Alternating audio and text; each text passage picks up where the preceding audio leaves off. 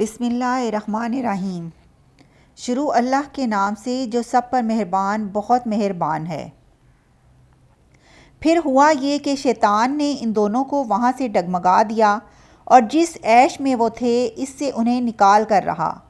اور ہم نے کہا اب تم سب یہاں سے اتر جاؤ، تم ایک دوسرے کے دشمن ہوگے، اور تمہارے لیے ایک مدت تک زمین میں ٹھہرنا اور کسی قدر فائدہ اٹھانا ہے۔ پھر آدم نے اپنے پروردگار سے توبہ کے کچھ الفاظ سیکھ لیے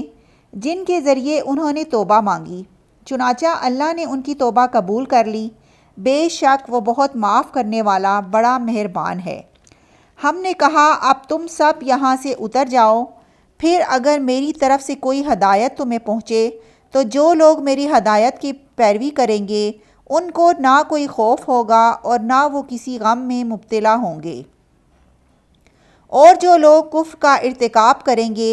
اور ہماری آیتوں کو جھٹلائیں گے وہ دوزخ والے لوگ ہیں جہاں وہ ہمیشہ رہیں گے۔ اے بنی اسرائیل، میری وہ نعمت یاد کرو جو میں نے تم کو عطا کی تھی، اور تم مجھ سے کیا ہوا عہد پورا کرو تاکہ میں بھی تم سے کیا ہوا عہد پورا کروں، اور تم صرف مجھی سے ڈرو اور جو کلام میں نے نازل کیا ہے اس پر ایمان لاؤ،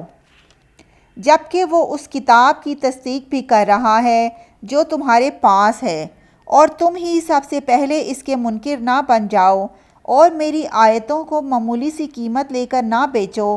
اور صرف میرا خوف دل میں رکھو، اور حق کو باطل کے ساتھ گڈمڈ نہ کرو اور نہ حق بات کو چھپاؤ، جبکہ تم اچھی طرح جانتے ہو، اور نماز قائم کرو اور زکوٰۃ ادا کرو اور رکوع کرنے والوں کے ساتھ رکوع کرو۔ کیا تم لوگوں کو تو نیکی کا حکم دیتے ہو اور خود اپنے آپ کو بھول جاتے ہو، حالانکہ تم کتاب کی تلاوت بھی کرتے ہو؟ کیا تمہیں اتنی بھی سمجھ نہیں؟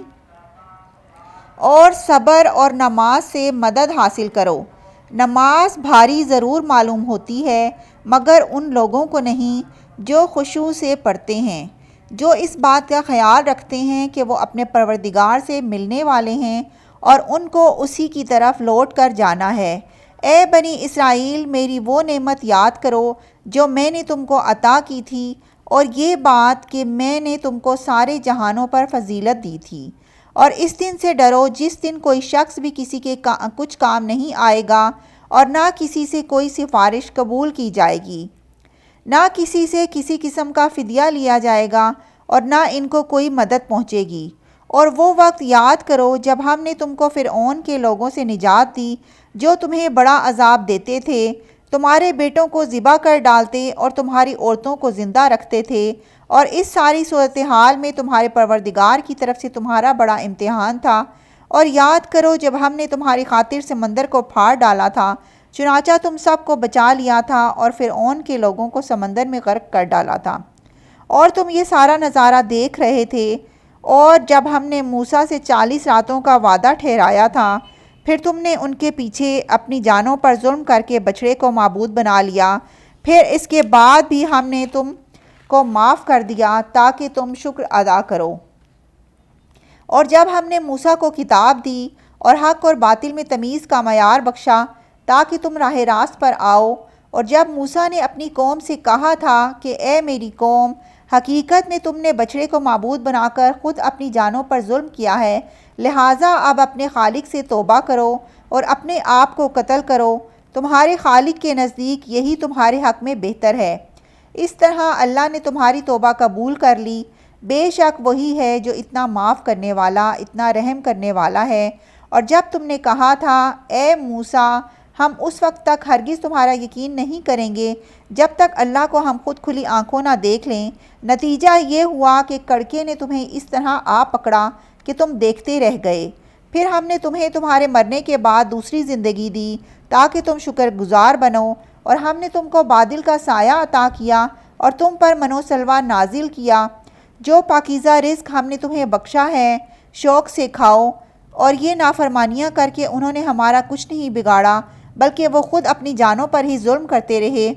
اور وہ وقت بھی یاد کرو جب ہم نے کہا تھا کہ اس بستی میں داخل ہو جاؤ اور اس میں جہاں سے چاہو جی بھر کر کھاؤ، اور بستی کے دروازے میں جھکے سروں کے ساتھ داخل ہو جاؤ اور یہ کہتے جانا کہ یا اللہ ہم آپ کی بخشش کے طلبگار ہیں، اس طرح ہم تمہاری خطائیں معاف کر دیں گے اور نیکی کرنے والوں کو اور زیادہ ثواب بھی دیں گے۔ مگر ہوا یہ کہ جو بات ان سے کہی گئی تھی ظالموں نے اسے بدل کر ایک اور بات بنا لی۔ نتیجہ یہ کہ جو نافرمانیاں وہ کرتے آ رہے تھے ہم نے ان کی سزا میں ان ظالموں پر آسمان سے عذاب نازل کیا۔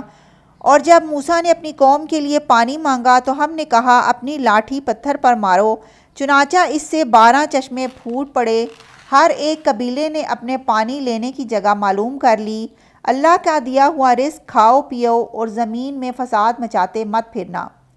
اور جب تم نے کہا تھا کہ اے موسیٰ ہم ایک ہی کھانے پر صبر نہیں کر سکتے، لہٰذا ہماری خاطر اپنے پروردگار سے مانگیے کہ وہ ہمارے لیے کچھ وہ چیزیں پیدا کرے جو زمین اگایا کرتی ہے، یعنی زمین کی ترکاریاں، اس کی ککڑیاں، اس کا گندم، اس کی دالیں اور اس کی پیاز۔ موسیٰ نے کہا کہ جو غذا بہتر تھی کیا تم اس کو ایسی چیزوں سے بدلنا چاہتے ہو جو گھٹیا درجے کی ہیں؟ خیر ایک شہر میں جا اترو تو وہاں تمہیں وہ چیزیں مل جائیں گی جو تم نے مانگی ہیں۔ اور ان پر ذلت اور بے کسی کا ٹھپا لگا دیا گیا اور وہ اللہ کا غضب لے کر لوٹے۔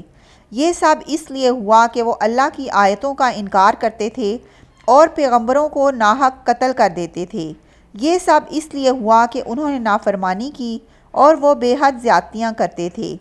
حق تو یہ ہے کہ جو لوگ بھی خواہ وہ مسلمان ہوں یا یہودی یا نصرانی یا سابی اللہ اور آخرت کے دن پر ایمان لے آئیں گے اور نیک عمل کریں گے اور اپنے پروردگار کے پاس اپنے اجر کے مستحق ہوں گے، اور ان کو نہ کوئی خوف ہوگا نہ وہ کسی غم میں مبتلا ہوں گے۔ اور وہ وقت یاد کرو جب ہم نے تم سے عہد لیا تھا اور کوہ طور کو تمہارے اوپر اٹھا کھڑا کیا۔ جو کتاب ہم نے تمہیں دی ہے اس کو مضبوطی سے تھامو اور اس میں جو کچھ لکھا ہے اس کو یاد رکھو تاکہ تمہیں تقوی حاصل ہو۔ اس سب کے باوجود تم دوبارہ پھر گئے، چنانچہ اگر اللہ کا فضل اور رحمت تم پر نہ ہوتی تو تم ضرور سخت نقصان اٹھانے والوں میں شامل ہو جاتے۔ اور تم اپنے ان لوگوں کو اچھی طرح جانتے ہو جو سینیچر کے معاملے میں حد سے گزر گئے تھے، چنانچہ ہم نے ان سے کہا تھا کہ تم دھتکارے ہوئے بندر بن جاؤ۔ پھر ہم نے اس واقعے کو اس زمانے کے اور اس کے بعد کے لوگوں کے لیے عبرت اور ڈرنے والوں کے لیے نصیحت کا سامان بنا دیا۔ اور وہ وقت یاد کرو جب موسیٰ نے اپنی قوم سے کہا تھا کہ اللہ تمہیں حکم دیتا ہے کہ تم ایک گائے ذبح کرو۔ وہ کہنے لگے کہ کیا آپ ہمارا مذاق بناتے ہیں؟ موسیٰ نے کہا میں اس بات سے اللہ کی پناہ مانگتا ہوں کہ میں نادانوں میں شامل ہوں۔ انہوں نے کہا کہ آپ ہماری خاطر اپنے رب سے درخواست کیجئے کہ ہمیں صاف صاف بتائیں کہ وہ گائے کیسی ہو۔ اس نے کہا اللہ فرماتا ہے کہ وہ ایسی گائے ہو کہ نہ بہت بوڑھی ہو نہ بالکل بچی، ان دونوں کے بیچ میں ہو، بس اب جو حکم تمہیں دیا گیا ہے اس پر عمل کر لو۔ کہنے لگے آپ ہماری خاطر اپنے رب سے پوچھئے کہ ہمیں صاف صاف بتائیے کہ اس کا رنگ کیسا ہو۔ موسیٰ نے کہا اللہ فرماتا ہے کہ وہ ایسے تیز زرد رنگ کی گائے ہو جو دیکھنے والوں کا دل خوش کر دے۔ انہوں نے پھر کہا کہ آپ ہماری خاطر اپنے رب سے پوچھئے کہ ہمیں صاف صاف بتائیں کہ وہ گائے کیسی ہو۔ اس گائے نے تو ہمیں شبہے میں ڈال دیا ہے اور اللہ نے چاہا تو ہم ضرور اس کا پتہ لگا لیں گے۔ موسیٰ نے کہا اللہ فرماتا ہے کہ وہ ایسی گائے ہو جو کام میں جت کر زمین میں ہل چلاتی ہو اور نہ کھیتی کو پانی دیتی ہو، پوری طرح صحیح سالم ہو جس میں کوئی داغ نہ ہو۔ انہوں نے کہا ہاں اب آپ ٹھیک ٹھیک پتہ لے کر آئے ہیں۔ اس کے بعد انہوں نے اسے ذبح کیا جبکہ لگتا نہیں تھا کہ وہ کر پائیں گے۔ اور یاد کرو جب تم نے ایک شخص کو قتل کر دیا تھا اور اس کے بعد اس کا الزام ایک دوسرے پر ڈال رہے تھے اور اللہ کو وہ راز نکال باہر کرتا تھا جو تم چھپائے ہوئے تھے۔ چنانچہ ہم نے کہا کہ اس مقتول کو اس گائے کے ایک حصے سے مارو، اس طرح اللہ مردوں کو زندہ کرتا ہے اور تمہیں نشانیاں دکھاتا ہے تاکہ تم سمجھ سکو۔ اس سب کے بعد تمہارے دل پھر سخت ہو گئے، یہاں تک کہ وہ ایسے ہو گئے جیسے پتھر، بلکہ سختی میں کچھ ان سے بھی زیادہ۔ پتھروں میں سے کچھ ایسے بھی ہوتے ہیں جن سے نہریں پھوٹ بہتی ہیں، اور انہی میں سے کچھ وہ ہوتے ہیں جو خود پھٹ پڑتے ہیں اور ان سے پانی نکل آتا ہے، اور انہی میں وہ پتھر بھی ہیں جو اللہ کے خوف سے لڑک جاتے ہیں اور اس کے برخلاف جو کچھ تم کر رہے ہو اللہ اس سے بے خبر نہیں ہے۔